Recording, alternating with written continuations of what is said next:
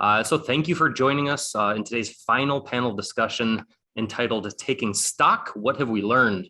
And I'd like to first introduce our panelists here.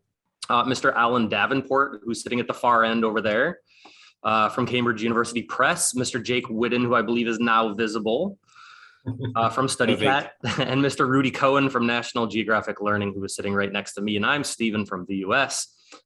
Before we get started in the discussion, I'd like to just quickly announce the winners of Webinar 9's Lucky Draw. These winners were randomly selected among those who completed the feedback after each webinar. So let me show you the names on the screen there. If you see your name, congratulations, you have won a very special, magical, color-changing cup specially designed by VUS. VUS will contact you for you to redeem your prize, so make sure that you are checking your email frequently. And congratulations to all those who won, and thank you for tuning into the webinars and filling out those surveys. They are very helpful.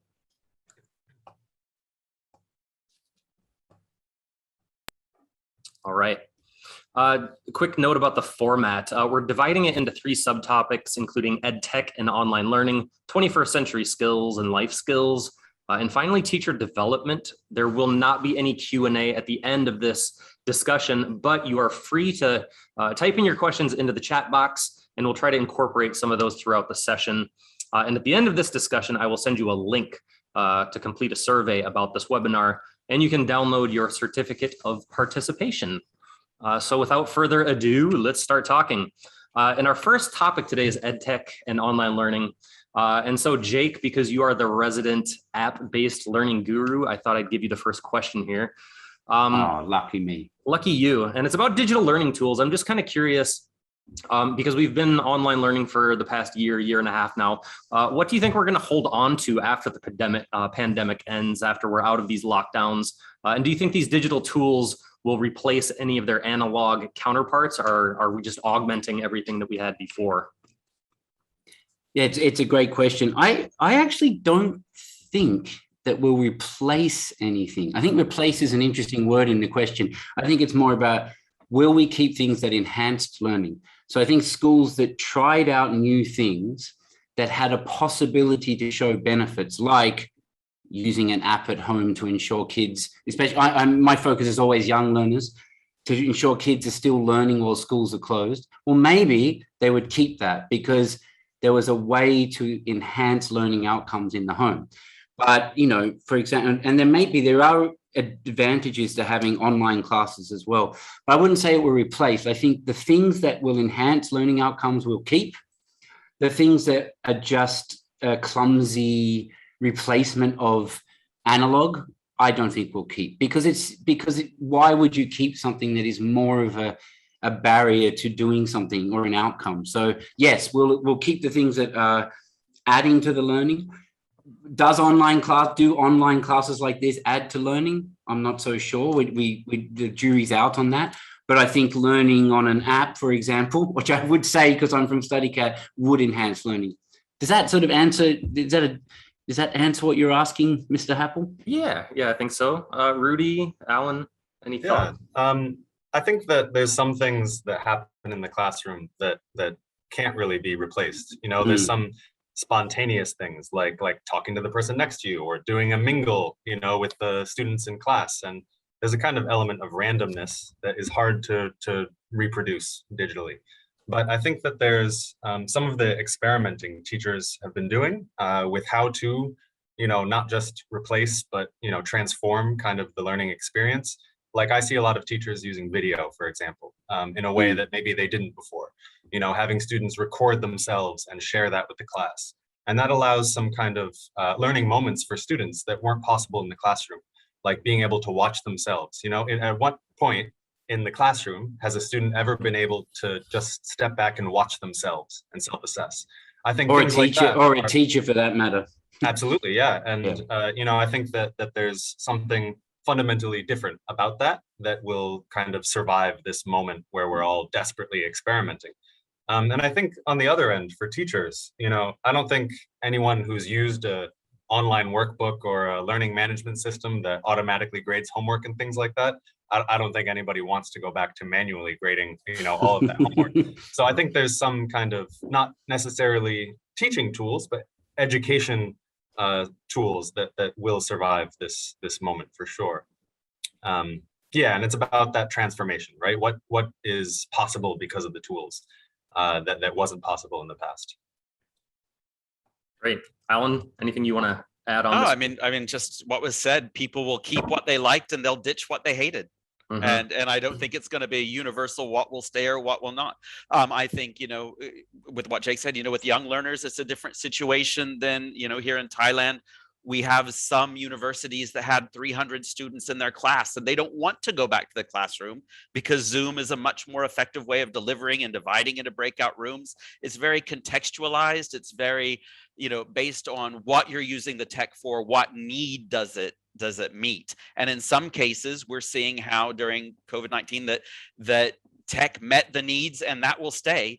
And in similar situations, we're seeing, where it didn't meet the need and then it will be thrown out the door. But to make a blanket statement of will it stay or not, yeah, I don't think any one of us could do it.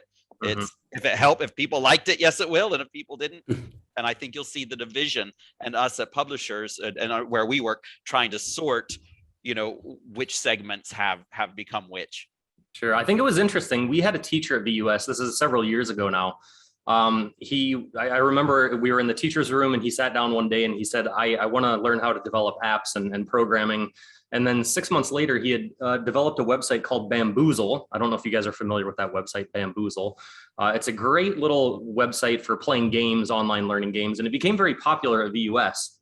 And then last year when the pandemic started, this tool blew up and it led him to be able to quit his other job to be able to focus on this full time. So it was interesting to me, just the shift to online learning and the things that have grown that existed before, but we just didn't really know about them. Maybe they've developed, everybody's cultivated their own tech skills, I think. And I think that's part of, Rudi, you had mentioned something before, we're kind of forced into these things now. We had all these tools before. There's not that many new tools, I think, that have come up. A lot of them have existed, but I think everybody's kind of just been forced to see the advantage of using them both online and offline now. Yeah, I think that, when I've worked with teachers in the past, we were already experimenting with using tech tools to increase kind of gamification in the classroom or make some certain kinds of activities, like quizzes or review a bit more engaging using, things like Kahoot or other popular quiz apps, right? And so in using some of those, we use those in person too, right? And they still have value in the way that they kind of spice up the classroom in some ways. And there's also, students like using their phones, and so the experience of getting students to take out their phones had this novelty to it. And so I think there's some elements of using tech in the class, that we were already experimenting with, but now since we're all forced to try a lot, we're finding out more about what works and what doesn't, and discovering new ways to kind of maximize the effectiveness of these tools. But I think that's something that was really accelerated by everyone needing to go online at the same time. And for a lot of teachers, it may have been the first time they were forced to use tech tools in their teaching. Can I add a point to that, guys? I think the biggest difference is when we talk about ed tech, a lot of people think hardware and they say, oh, it's expensive, it's inaccessible and hard to implement. Everything we've talked about in the last 2 minutes has been software, right? It's online 1 minute. There is no barrier to finding software. So we say we were forced, but the barrier was very low. It's all software now. It's not go get a computer or an IWB or a virtual set or something. So it's very, very accessible, which is why I think we'll see more adoption or more uptake post-pandemic because we've realized how easy it is to adopt these things. Do you think? Well, yes, and I do think that in that same vein, with it being very software driven and that barrier to accessibility for the most part going down, I think that what at least I've seen with teachers is a lot more savviness in the difference between mode and method. And what I mean by that is, a lot of the companies that are no longer with us and didn't survive the pandemic were trying to sell, their technology with a tried and true, easiest, best way to learn English. But really, if you look at the things that have survived, it's the tools that provide rich input and engagement and individualized learning and feedback. And if you look at the list of what makes good online learning tools and the list of what makes online or in-person classrooms successful, it's the platforms and the software that have matched up to the right method. And we've just realized it's a changing of mode. And I think that's, that just sparked with what you said. Yeah, I think that's an interesting point too, because I think before the pandemic and before all of this online and ed tech proliferation, we kind of ran the risk of having tech being a gimmick in the classroom, if you will. But the pandemic and this forced shift to online learning has kind of separated the wheat from the chaff, and it's from the chaff, and we have nothing left except the tools that were useful. But I'm still wondering, do you think there's going to be an oversaturation point where, we're just putting it in the classroom because it works for online learning and ed tech, and we're trying to really stuff it back into the brick and mortar classroom? Do you think it's eventually going to be considered, get blowback, if you will, from teachers? Can I take that first? I think it comes down to research. If learning outcomes are enhanced by the tools, the tech tools or the software, then they will probably end up being adopted. I totally agree. People are forcing tech onto people for the sake of it, and it looks good in marketing, etc. But it should just come down to one thing for me. If learners learn more and it's easy to use, then let's keep using those tools. Don't push them. Yeah, and I think that's what will happen. I think more and more research will come in. More and more universities and researchers will do research on this. The amount of data available to show that there are more learning outcomes, and the one's efficacy will become the choice factor. In the tools that work will stay, and the tools that don't work will fade away. And I think we're already starting to see a shift in that in the ed tech industry. We have a question from a participant here. Sorry, Rudi. Can I just make a quick point? Yeah, I think that we see a lot in schools these days, and especially in businesses, the kind of big data overtaking decision-making processes. And I think Jake makes a really good point in that the data we have will kind of help determine the direction that schools make, because it's going to come down to, what helped us reach our objectives. And I think that, on the same vein, the role of apps and things like that post pandemic would be, improving student learner autonomy, that they have more opportunities and tools for engaging outside the classroom. And I think that's something that's not going away, and the what we know about kind of how to support students out to continue learning outside the classroom and to engage with the content that we're sharing with them. These tools are part of the toolbox now. And I don't think that we're going to see that go away anytime soon. Yeah, and parents will choose these tools. If the schools don't choose them, parents will choose them, because parents have access. They have a lot of understanding of education. They've had a massive input of how education works in the last year. If we don't keep up in schools, parents will find the tools anyway. So I really think that's what will happen. Sorry, Stephen. Yeah, kind of related to this, we had a question from a participant about promoting students to develop learner autonomy with all of these tools. And I was going to get to learner autonomy anyway. And I just kind of want to get to the point, what is the role of the teacher these days? If you can go out on the internet, which is 90% in English, you got YouTube videos, you have everything. Do we need teachers anymore? Alan, how do we justify our existence at this point? I think absolutely we still need teachers. I think that this has shown it more than ever. I mean, I don't mean to be like, what are you saying? But yeah, I mean, of course we do. Look, technology, again, when we look at it of all that's out there, and it's a tool, I want to say two things. One, I've been around in teaching long enough that I remember when every single textbook had a CD in the back of it. Do you remember that? Oh, yeah. And I remember, having to go and, Jake, you're probably going to laugh at this, but going in, doing some teacher training sessions when we talk about learner autonomy, looking through, the teachers' books that were in there and even some of the students' books, and still seeing the CDs sealed in the back of the book. And one of the things is, it comes with a CD and it even comes out of the sleeve and, laughter all around. But, I think that there's always going to be, and there always has been, the available availability of technology, but if teachers are not on board promoting it, it will go at the wayside.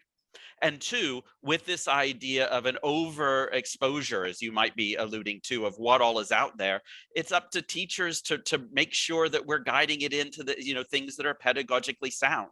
You cannot just learn English by looking at music videos in English. Going back to, basic Stephen Krashen, it's not just about input. The input has to be comprehensible. And it's up to teachers to take that input and make it into intake so that it is something that students can digest and actually learn from. So the fact that there may be more content available does not mean that more learning is possible on their own. So I think maybe the shift in teaching has guided a bit to less of actual full-on assignment and the instructor mode, but it definitely has a caretaker function now more than ever. Great thought. And to add to that, is the ultimate learner autonomy is that the student is aware of where they can learn on their own. But learner autonomy does not mean not having a teacher. Learner autonomy means that the student has a choice in how they're going to learn, right? So you can have all the content in the world, but if that student says, I learn best with the teacher, well, that's their autonomy to make that decision. So yeah, I really like what you said though, Alan, about that the content doesn't replace the teacher. Yeah, Jake, you made a point before, and it's the parents that have now been at home with their children and they've seen their children learning online. I'm curious, now that parents kind of have had access to the classroom and have been put in the classroom, what's the role for parents going forward? Has it changed? I'm sure they're more demanding than ever before, but do you think the role of parents has changed going forward in the future? Yeah, I'll just say a short one and then let the other guys talk. So I think that the irony of the schools closing was that they opened up the schools more than ever before for parents, right? Parents got much more information. And a study cat we've always believed in, I've always been passionate about teachers. Parents. I think that the role of the parent in education and the access that they have to being able to find tools and content for their own kids will be having a much bigger role. And I think that what we'll see is more of a relationship between teachers and parents actually discussing how their kids are learning, what other tools they're using, and it will be more of a symbiotic relationship. Hopefully, it's not just drop your kid off, hope for the best, and there's a kind of barrier between each other, which I always felt, especially 15 years ago, it was sort of like a us versus them type of mentality. So I'm hoping that will change. Rudy, sorry. Yeah, Rudy, Rudy, I was going to say, you've got experience working with public schools in Vietnam. I come from like the private language institution and field. I'm curious in public schools, how that role will change, if it's changed at all, and your thoughts on that. You mean for parents? Yeah. I think that, what we've seen is that parents are more responsible now for keeping their kids focused on their studies, right? Mm-hmm. I think a lot of parents viewed education time, especially for, language schools and young learners, as having the kind of extra benefit that they didn't need to watch their kid during that time. I think that schools can probably be a bit more direct with parents on best practices for supporting their kids during, when they're doing online learning. And I think that there's a kind of need for educating parents about what that is, right? Because parents don't have an online learning experience. So they don't have like something they experience they can draw from in knowing how to support their kids and getting the most out of this digital learning experience. And what that means, all students could benefit from parents being more aware of what makes a good learning space, for example. They need quiet, they need, as strong an internet connection as you can get. Maybe a little kid needs a snack or a chair that can move, Parents of very young learners might be encouraged to sing songs with their kids outside of class time, or practice words with their children. Parents of teens talking to their kids about the content they're learning, maybe not the grammar, but the content. And I think that, we kind of have this need to bring parents in this learning community, this community learning experience, right? And that kind of connects to some of my thinking about your last question, which is that I think learning is a fundamentally social experience, right? And so we can't just disconnect teachers and only have tech teach students, right? And this is an opportunity to bring parents in and educate them about this process of learning and helping them help their kids, kind of reach their goals and objectives. And so I don't think that that's something that was as kind of at the forefront in the past. I think that forward-thinking schools were bringing parents in, but I think it's more necessary now because, the school doesn't have as much direct control over the learning experience as they used to. Yeah, it's more democratic in that sense, isn't it? For better or worse. And let me kind of transition into that. Alan, I've got a question for you, just kind of leaving ed tech behind. I want to talk a little bit about 21st century skills, life skills, 4 C's. I know Cambridge has their own, I think you call them life competencies. And just so our attendees are clear on our terms and everything, could you briefly mention how Cambridge differentiates these terms, 21st century skills, from life competencies, or would it be right to say that life competencies grew out of 21st century skills? Oh, Mr. Happel, I do nothing. I know it's a briefly. big question. I do nothing briefly. No, one of the things that is great and maybe, sometimes frustrating about working for Cambridge is, we will parse words. We will make every single word mean something. So we would fight a long time in our internal research teams about, is this skill or is it competency? And I think that we went with competency for 3 reasons. One, what competency entails. And it wants to really line up with the same thing as when we talk about like linguistic competency, which in the CEFR, which we're familiar with, is called like savoir, savoir-être, savoir-faire, and savoir-apprendre, which are these French words, which just basically mean knowledge, skills, attitudes, ability, and metacognition, learning to learn.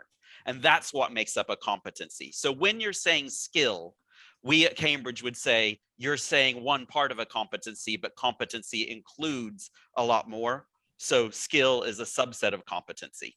So that's why we say it that way. We don't like 21st century skills because if you came to my presentation, you'll see that I started with a quote from Comenius in 1600, where he's basically outlining what we would call 21st century skills. And there's a misnomer sometimes, I think, because they're 21st century skills, that they're new. They were called 21st century skills because in the 20th century, we were looking at the skills for the next century. But we're in the 21st century now. We're in 2021. Really, we should now be talking about 22nd century skills, 23rd century skills. Or could we just call them skills? So you could call them, and if you look at it from an employability standpoint, they tend to be called soft skills or transferable skills, but they're all pretty much the same thing. But to answer your question very unbriefly, we call them life competencies at Cambridge because competencies encompass skills and so much more, and not 21st century because they're skills for forever. Okay. Good thought. I'm curious too, because I think it's every single book that I've seen in the past 4 or 5 years has emphasized these life skills or 21st century skills. I'm curious if we should value certain ones more than other ones. I know, Rudi, you've got thoughts on that. Yes, I think some are more valuable to learn or teach in the classroom. Yeah, I mean, I think that it's a good thing to focus on these skills, and I think that they're really valuable for developing learners as whole learners, right? And in my understanding of the Cambridge competencies, for example, is that this is a really, really useful framework to help people understand the philosophy underlying why we do the things we do in the classroom, or why our materials do the things they do. And so in that sense, I think that teachers can kind of focus their energies on certain skills, and that will lead to the results we want in the classroom, right? That it's really difficult for a teacher to feel super confident in the whole range of 21st century skills and be like, I'm a master of these and I can, impart my knowledge on the students or whatever.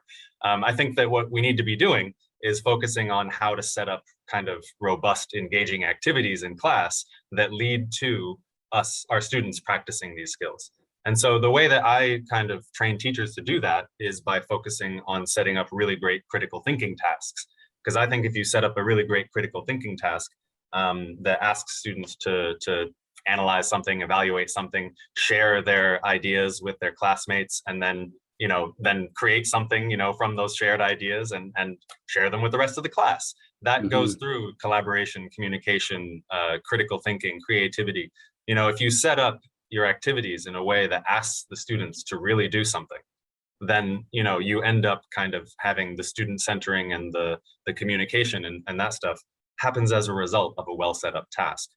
So for me, I think that I don't want to make a judgment about like which one's more important, but I think that from the teacher's point of view, our energies can be very well spent on some of them. And so other people may have different approaches, but for me, that's kind of an approach that works, right? In making sure that you are developing students in all these areas. And I think that there's some issues with like everyone feeling really confident in knowing how to teach 21st century skills. There's elements of professional development that become really important in the modern teaching environment. And I don't think it's fair that everyone is expected to, teach these things to the same degree. We all have our own interests and experience as well. And so, I think that we need to kind of put our energies towards what works. And what we want is student-centered classrooms full of communication, right? And so from, my point of view, I think that by focusing on critical thinking tasks, task-based learning, things that really get students working together and doing something real, that's kind of where it's at. And that's what's fulfilling for teachers, and that's what's meaningful for students. Jake, any thoughts on that? I know you're... No, I totally agree. And over the years, it's always been focusing on, I know the one you're talking about, critical thinking. And I think creativity sneaks in there a little bit because creativity includes problem solving, and essentially learning is problem solving. So I sort of see a battle between critical thinking and creativity. But for maybe younger kids, some more creativity.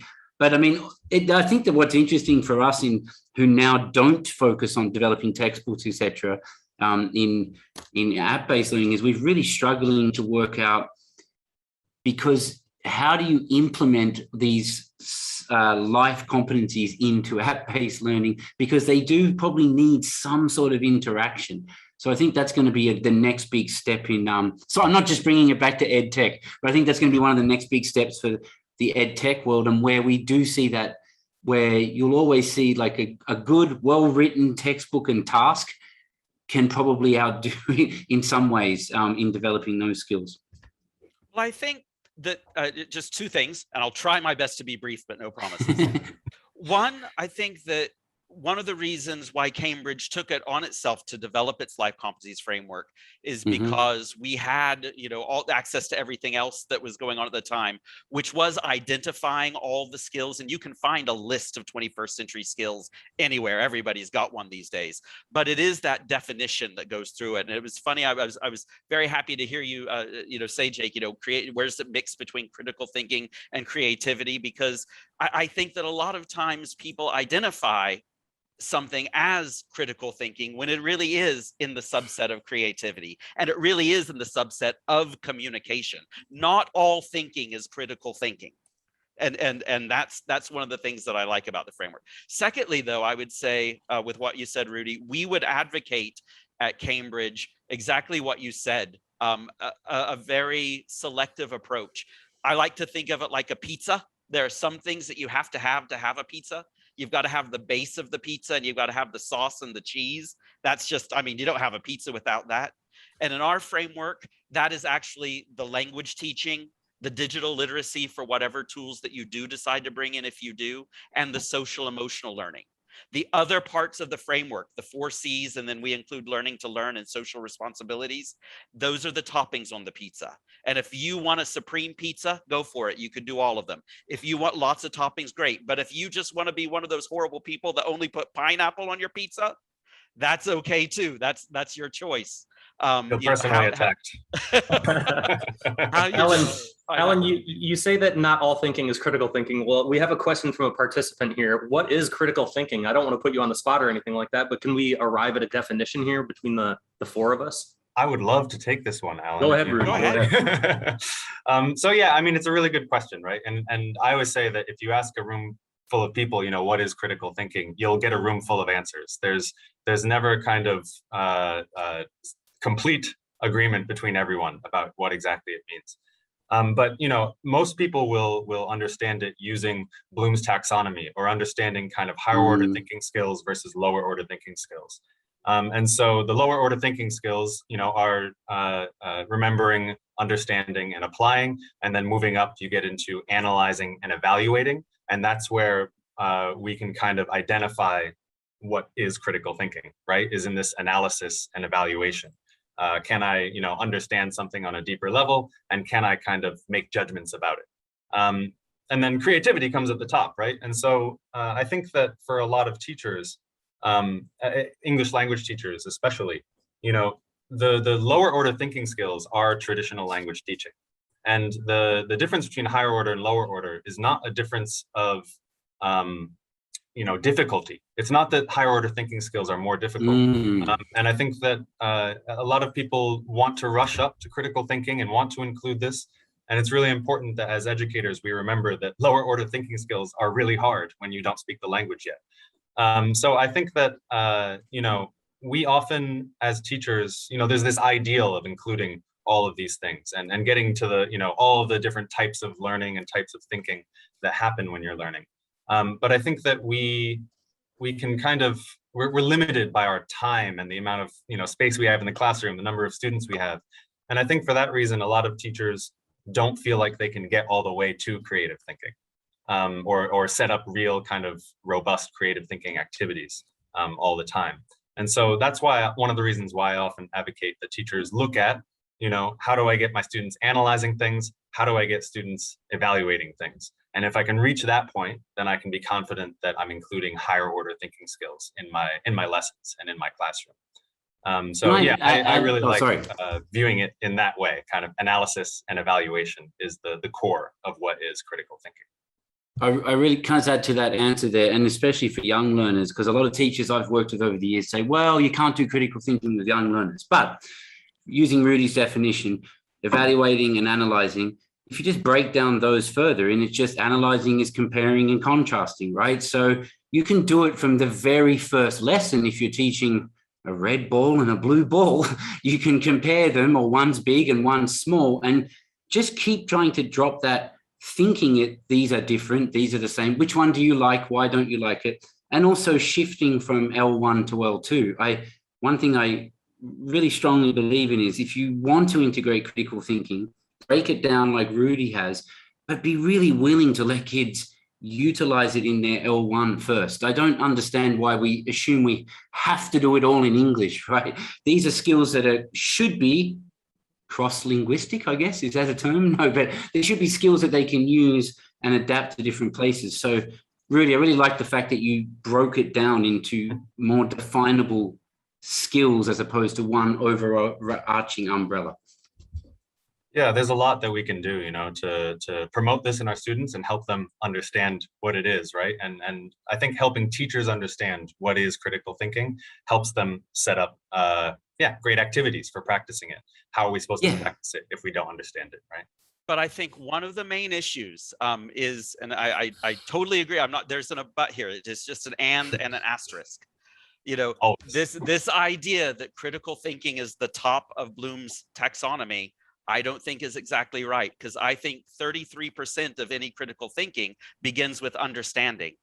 And that's what we would naturally consider a lower order thinking skill. And we sometimes put like higher order thinking skills as the top, and lower order thinking skills as the things we have to get through to get to higher order thinking skills. Try to have critical thinking without firm understanding, and and it doesn't happen. Don't discount the value of lower order thinking skills in it, because it's not climbing the ladder to get to the top of and that makes you a critical thinker. That's just all. That's my asterisk in there. Don't discount understanding. It gets yeah, absolutely.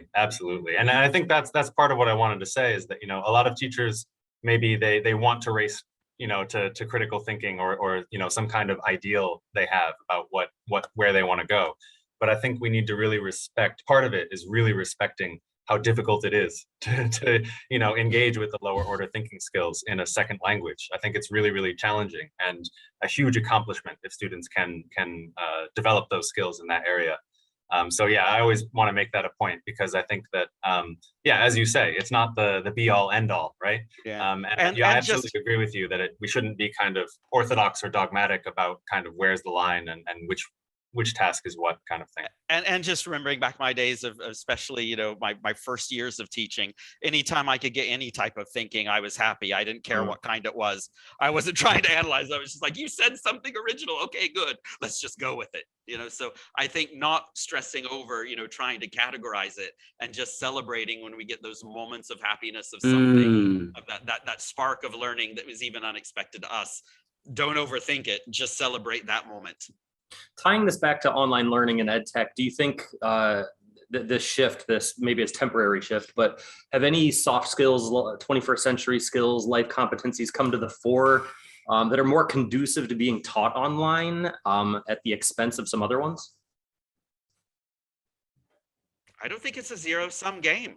I think, you know, you're putting technology at the front before the aims. You know, I think that you start with what you want, and then the technology can help support that, you know, and not the other way around. What we have to avoid, especially with anything with technology, but especially with these soft skills, is to try to, you know, put the square peg in the round hole. I like this app. I like critical thinking. Therefore, I'm going to push critical thinking into this app. That's where we make the mistakes. Just like any other thing, start with the aim, then find what you want that fulfills that. You know, that's how we avoid the mishmash. I will make one point there. I think it's more tangible than using, you know, we haven't even been able to define critical thinking, but I think when kids especially were thrown online, that there was a skill set that they needed that we hadn't had time to teach them. Because and I know a friend of mine, Ross Thorburn, who did his recent research into this, said that, you know, teachers that actually spent a couple of weeks just teaching kids how to be online, teaching them little skills, just getting them to do things, you know, just finding things in the house, knowing how to use the actual tools in front of the computer, that by spending time in teaching them how to interact there online, it did actually make for better outcomes at the end. I know that doesn't quite sort of fit into there, but it's more about understanding that the kids were never in that skill set before.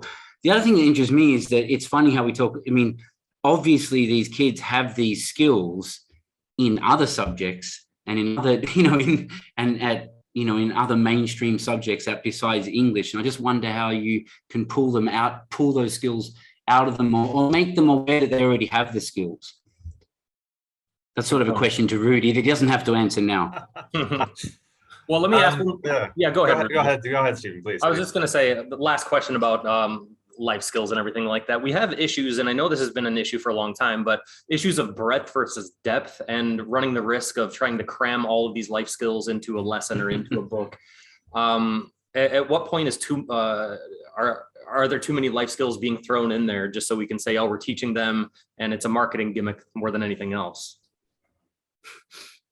Yeah, I mean, in my opinion, you know, it's a difficult one because we want to experiment, right? We want to find out what works. So we have to use a lot of different things to find out what works. But at the same time, for schools, I think that supporting teachers is really important, right? And saying, go crazy, use anything is not really supportive. I think that we need to have like a little bit of a more systemic approach to how to integrate tech tools into the classroom. If you have, you know, 20 teachers working in a school and they're all experimenting with different tech tools, then there's not going to be much kind of effective sharing of ideas and sharing of what works and what doesn't. So I think that kind of maybe sometimes limiting what we can use can lead us to, you know, further kind of understanding the value of those tools and what they can be used for, what they can achieve. So for me, it's very much about kind of focus, right? And finding out what's effective and experimenting with that as a community of teachers so that we can kind of help each other learn how to use them most effectively. And two more things. I think one thing about the, you know, if you use any framework, whether it's the Cambridge framework or any other one, it's not so much about, how much time you spend it or the activity you do. It's also a guide for the feedback that you give. Jake, you made an excellent point. A lot of our students do very creative things, but the teacher doesn't point out to them that they've been creative. And that little bit of feedback where it's like, look at how creative you were. That's all they need to put that spark of, that's all creativity is. Well, I can do that. It's almost it's never a big thing we do in the lessons. Look, if you want a practical activity to change a regular activity into something with creative thinking. If you said to your students, okay, we're going to study food, but now give me 10 words that are the same in English that are in Vietnamese. That's a standard, translation activity. But if you make one little modification, work in teams, give me 10 words for food that are the same in Vietnamese and in English, but you only get a point if no other student team has that word on their list. Well, now you've sparked something with them. I not only need to think of the list of words, but I also need to think of the other teams. What might they put on their list? And now I'm making evaluative judgments about, is this word good or not? I probably need to make 20 words and then pick which ones are the best. And with that small little change, we've brought in some creative thinking and even some analysis of our output and some critical thinking there. And it takes no more time than the original activity. I think it would almost be better if the books didn't say this activity was for critical thinking, and then the teacher just mentioned it at the end of the activity, so it didn't put off students like, oh my God, we're critically thinking now, this is too much. Like you mentioned, Alan. All right, we're running out of time, so I'm going to move on to my last topic about teachers' professional development here. Just talking about the different modes of professional development in the past year and a half, everything having gone online, what benefits have you guys found? Because I know a lot of you have been doing teacher training seminars, webinars, anything that will survive post-pandemic. Rudi, go ahead. I do a lot of trainings online, and I at National Geographic Learning, we're trying to experiment with ways to reach teachers, right? In more kind of using the digital avenues that we have. So there's some things that changes I've seen in Vietnam during this time of, in the past, schools didn't want online workshops, for example. They wanted someone to come in person and deliver it in person. They value that. And, I can understand that. But now, once schools have kind of, again, been forced to experience this new kind of method for delivering the training, right? They realize there's all kind of benefits, like recording it and watching it later, or making it a standard part of new teachers coming in, teachers being able to go back and watch it again if there was a part they really liked. We've seen a lot of benefits with this kind of, that's not possible when you do in-person training.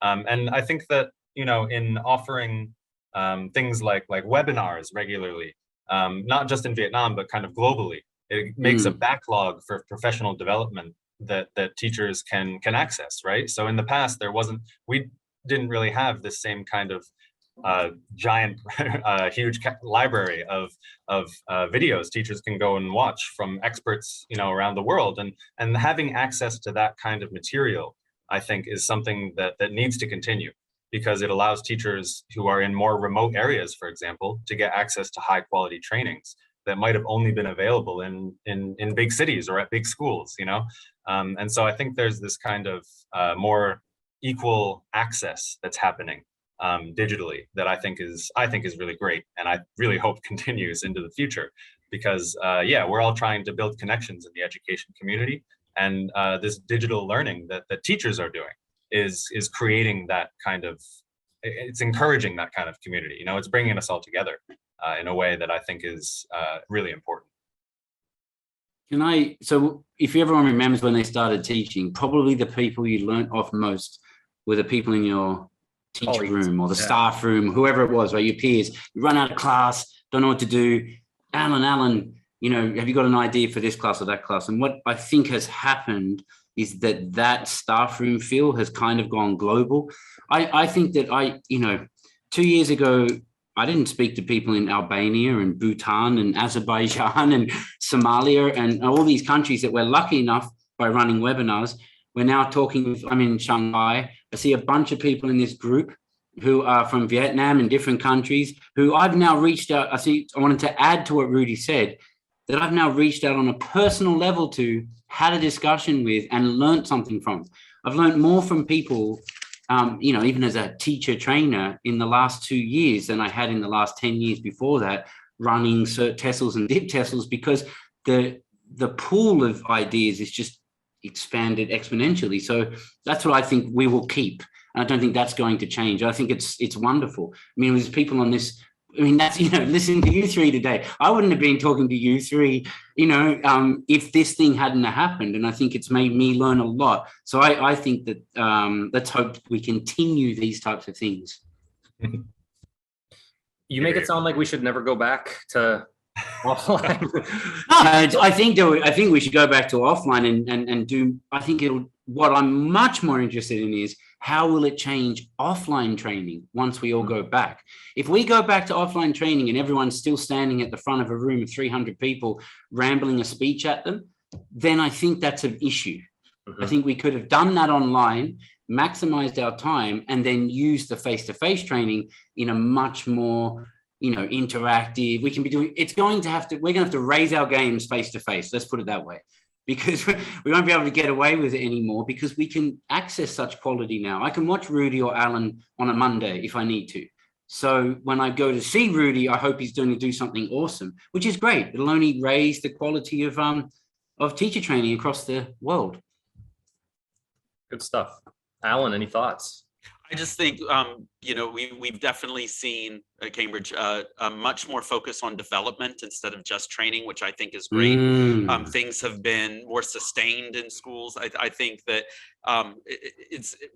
when they did notice that they've lacked exactly what you said, Jake, that teaching room community, they've reached out to other people in same situations, or even developed kinships in their own schools that weren't there before, because, you know, this idea of this personal network, and then focusing on their own self-sustainability with development, I think is something that's great. That is also going to make things more difficult for us, because I think that teachers have taken charge of their own professional development in ways that didn't happen pre-pandemic, you know, where they were just waiting for us to show up at their school, us parachute in with our 2-hour PowerPoint and some worksheets, you know, give the certificates, take the photos and say thank you, and then we'll see you next year.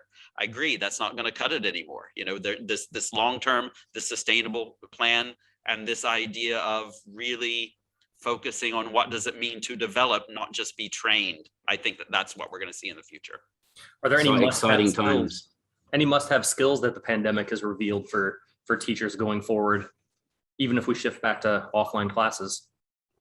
I think that, you know, the way that we're teaching 21st century skills to students is kind of those same skills are the ones that teachers need. You know, they need to be able to be a little bit more autonomous, because they, you know, physically are.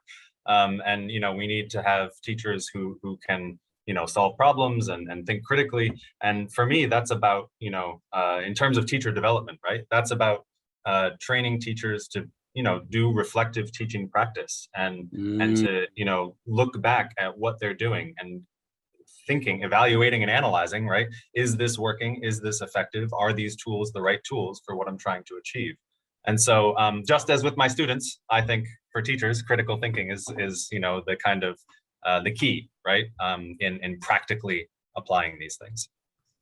I think more simplistic. I think that to be a good teacher, online or off, I go back to the 1950s to a guy named Gilbert Hyatt, who wrote The Art of Teaching. And in any situation, there's only 4 things you need. A good teacher needs to know their subject. Don't discount that. If you're an English teacher, you need to know English.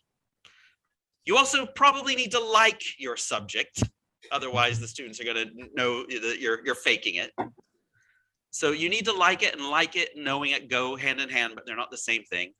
You probably also need to like your students. You don't need to like them every single day, but you need to be happy that you're spending time with them, and that will show.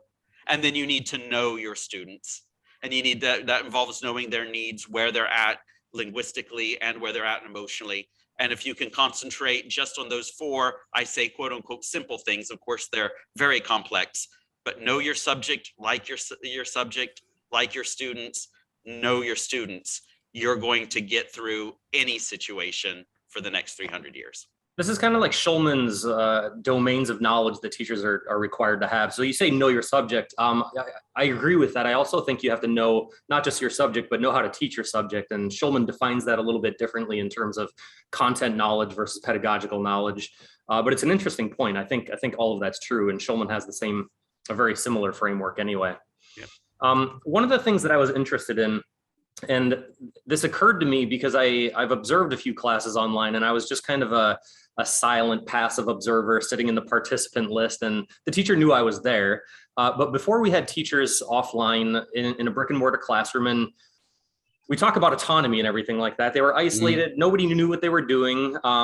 We knew what they were doing more or less, but they could do whatever they wanted. And now they can't really do as much. They don't know who's watching the lesson. The parents might be watching the lesson. They might have a manager recording the lesson.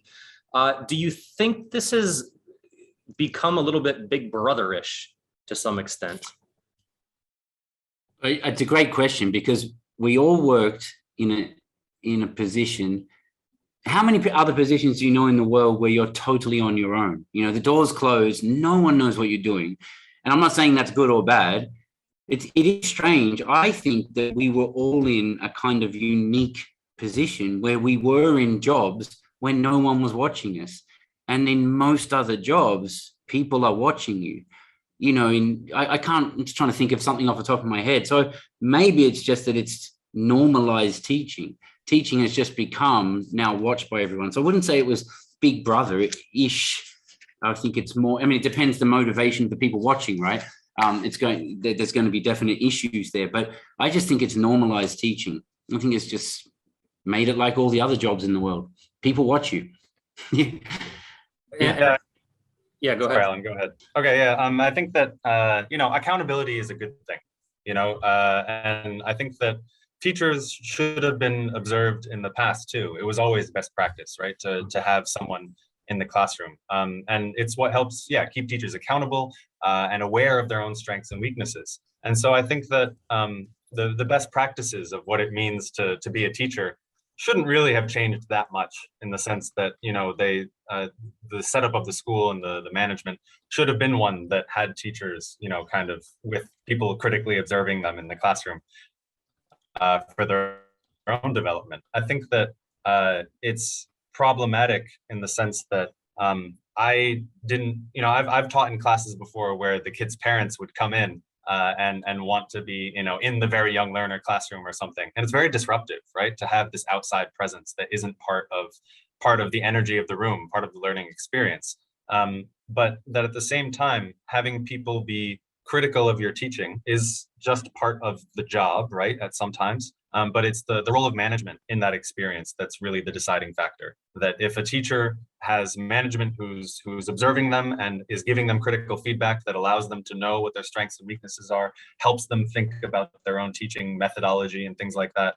And then, when a parent criticizes them, the management says, "I'm glad you asked, because we know exactly what's going on in the classroom and we support our teacher." So I think that it, kind of goes two ways with the relationship between teachers and management, and that needs to be a healthy relationship if that Big Brother effect is going to be avoided. Yeah, definitely. If anything, it's kind of forced teachers to raise the game. I mean, they know they're not isolated in the classrooms anymore. There's other people that are, their teaching's above the board, essentially. And I think that's probably a good thing in most situations. We're getting to the end of our time here. So I just want to invite you guys to give any final thoughts, comments, revelations. Alan, you're fond of presenting things in two. So I'm wondering if you have two final thoughts for us before we go. Going back to the last question, I would say, you said teachers have to raise their game. I want to get with what Rudi said. I think that what Rudi was kind of saying is it's up to managers to raise their game as well, to make sure, just in that situation, that it doesn't feel like Big Brother. Or if it does feel like Big Brother, it's not the Orwellian Big Brother, it's the Big Brother that you grow up and love. Secondly, I would say, it's fun to speculate about the future, and I always like to do it, but try to grab what is meaningful now and just get through it day by day. You know, I think that sometimes when we get on these panels, when we get to the conferences, we get so much into thinking about what it's going to be like, you know, 30 years from now or 50 years from now. And then we turn off Zoom and we're like, oh, I have a lesson to plan tomorrow. What do I do? So don't concentrate just on these fun ideas of speculation. Try to reflect on those one or two things that you got from here. Maybe it's that bamboozle, you know, link that you want to go look at. Maybe it's looking at life competencies framework. Maybe it's, you know, exploring some other things, but keep it real as well. It's fun to fantasize, but keep it grounded, keep it in what's actually happening. That's my takeaways. Great. Jake. Oh, Jake is frozen. We might have lost him. Rudi, let's go to you and see if he comes back. Okay. Yeah, I mean, I guess for me, you know, from the teacher's point of view, I think that reflective teacher practice remains our best tool for kind of meeting this moment in education. We all need to be taking a critical look at the tools we use and how we connect together as a teaching community. I think that VUS webinars are an excellent example of bringing, you know, together the larger education community. And I think it's up to leading education institutions and publishers to give teachers the opportunity to get access to that high quality PD content. So, you know, teachers, keep your ears to the ground and share things amongst yourselves, you know, through social media, through all the avenues you have of staying connected, because that's where it's at right now. And that's how we, you know, as Alan said, you can't predict the future, but we can certainly face it together and get there together. And so I think that there's a lot of responsibility on organizations like ours in order to provide, you know, these opportunities. But it only works if teachers are aware of them and are sharing them amongst themselves and participating, right? And so, yeah, I guess that's my takeaway is keep your ears to the ground and stay sharing with each other, because that's the community we need right now. Awesome. Thank you, Rudi. Jake, are you back? Oh, I can't. Gone but not forgotten. Oh, I can see you in chat, Jake, but I can't hear you. You can go ahead and type your final thoughts in the chat if you want. Yeah, no, I just want to thank you guys for coming here and participating. I want to thank all the attendees for participating. And Jake, stay tuned. I'm going to read a closing speech here. And if we can get your mic back working again, I'll give you one last word at the end of it. So I want to say thank you again. I hope everybody enjoyed our discussion today and that you'll be able to apply some of these ideas going forward into your teaching practices. And just to remind participants about a few things here, I do complete the survey about this webinar. We appreciate feedback, and go ahead and download your certificate of participation. These links are available only for 24 hours after this webinar, and the certificates are only for registered attendees. The recordings, I think Guok mentioned this before in the chat box, all of these webinars have been recorded, and the recordings of the past webinars will be available for viewing in about a week. You will receive an email about it, so please check your email. This panel discussion does mark the end of our VUS TESOL webinars in 2021. And I would like to take this opportunity to extend our thanks and appreciation to all the presenters, the publishers. Without your support, we definitely would not be able to do these webinars. And I do like doing these webinars. And I saw in the chat box, a lot of our participants do like doing these webinars too. So maybe we can keep these going forward. Thank you also to all the teachers and educators in Vietnam and around the world who have attended our 10 sessions. We haven't seen such an active and response from attendees before. It's been overwhelming. So thank you for that. We do wish you success in your teaching career. VUS, your English, your future.